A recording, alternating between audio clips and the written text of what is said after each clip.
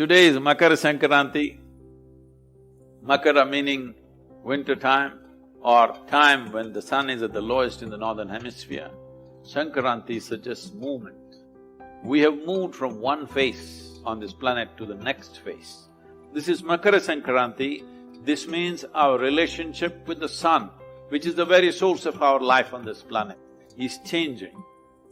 When I say relationship with the sun is changing, people who live in Mumbai, in Delhi and in all the big cities and in many parts of the country are right now fearing the summer, the heat, the lack of water, maybe the power cuts and many other inconveniences that happen to you. You must understand, right now we begin to rule the very source of our life with this. From a leaf, a plant, a tree, to insect, worm, man, woman, child, every other creature on this planet is solar-powered. Sun is the basis of our existence. But we are fearing this because when the sun begins to go in full glory, we don't have a tree to sit under. We have ripped this country apart. In our quest for whatever, essentially it is just ignorance that we have done this. It is time we put back. When the sun comes up, should your children not have a tree to sit under or climb upon? Should there not be enough vegetation, enough water in the land? So this Makara Sankranti, I want all of you to take this up in your life in whatever capacity you can do, that we must become competent enough. The future generations in this country should become competent enough to joyfully welcome the summer. This is only possible if we create a conducive atmosphere in nature where the land is rich with vegetation, water resource and the soil is rich to hold the water. Only then we can truly, genuinely celebrate Makara Sankranti. All the best for you on this Makara Sankranti. Sun is anyway going to come. You are up to handling it or not is the only question. Let's make this happen. Only if you see everything the way it is, you can maneuver yourself properly and go, isn't it? Yes? You're driving through the streets of Delhi. Now your vision is such you don't see things the way they are. If you see a bicycle, you think it's a truck. You know what a paranoid driver you will be? Yes or no? If you see everything the way it is, then you can drive through the traffic and go somewhere. So the first thing that you need to do with your life is bring clarity to yourself. Archery competition போனா நிறைய grouts இருக்குது. யாரையோ பார்த்தோம்னா என் heart கொஞ்சம் கொஞ்சமா துடிக்கும். அப்போ எனக்கு இந்த யோகா தான் ஹெல்ப் பண்ணுது. சூரிய நமஸ்காரம் பண்ணக்குள்ள எனக்கு நல்ல கிரிப்பாட்டம் பிடிக்க முடியுது. பிளஸ் எனக்கு பிரீத் அதிகமாகவும் கிடைக்குது. If you are able to perceive something that other people could not see, that is what makes you an entrepreneur, that is what makes you a leader, that is what gives you the necessary edge in the world. So perception, enhancing perception is the whole dimension of yoga. Yoga has helped me immensely by raising my level of awareness to a point where I'm able to see my emotions coming and therefore I'm able to respond to the situations that I'm in. And when I face these situations with a calmness, it helps my clarity of thought, and I'm able to respond to those situations in a much better way than I was able to before I started practicing yoga.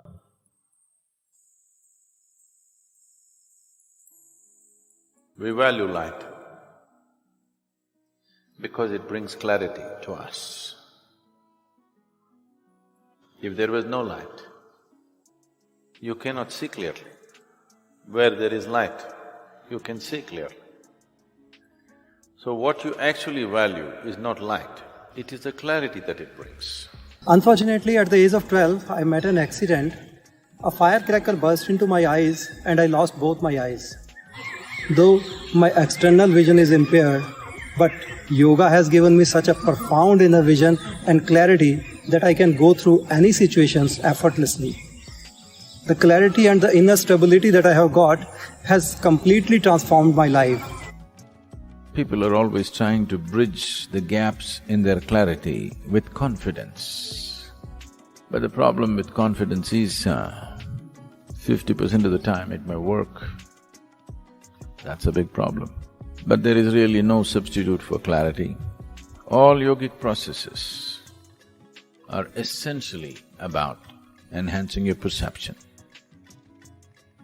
Because it is the profoundness of your perception which brings clarity to every aspect of life. This is the technology of dominance. You must see this when they imported slaves from Africa. The first thing they did in the port was to change their name, to call you Cuckoo, Tobo, Nono, Pupo, something like this. If I call you Padmanabhan, now you stand like this. I call you Cuckoo, you… No. First thing is to give a meaningless name which has no… because a human being is from memory, from history, from culture. A name which has no cultural background, a name which has no significance, a name which does not instill pride in you, that kind of a name I will give you, because this is the technology of dominance. In this country, maybe 2, 3, maybe 5% of the people speak English language. But the nation is named in English. It doesn't mean anything to someone who doesn't speak English language, India. Bharat has a power to it. Because there are two aspects to this. When we utter something, there is a sound. Meaning is just psychological, you making up the meaning, isn't it? Yes or no? Right now, I utter something, it's just a sound. If you did not know the language, this is just a sound. Meaning is just made up in your mind. Meaning is secondary. The significance is in the sound. You utter Bharat and see what reverberation it has in you. You say India and see what reverberation it has in you. Say this, take this as your chant for 2 days. One day you just say India, India, India. Another day you say Bharat, Bharat, Bharat. Just see what it does to your system. Then you decide. This was done with a very close observation, a deep understanding of the science of sound and form. When I say the science of sound and form, every sound has a form attached to it. If you feed any sound into an oscilloscope, it gives us a particular pattern which is a form. So every sound has a form in it. Every form has a sound in it. So what kind of sounds have the maximum impact on the human system? This we call them as mantras. Bharat is a mantra. Bharatam is even better, but up north they won't accept it, you have to chop it in the end. Bharat is powerful.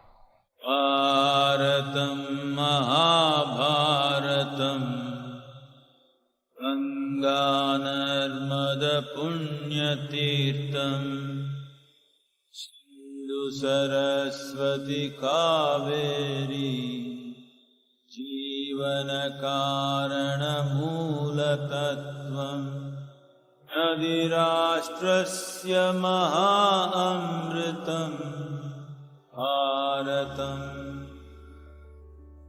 We are in proximity with Mahakal temple. Mahakala means the great time or the greater time. What is greater time?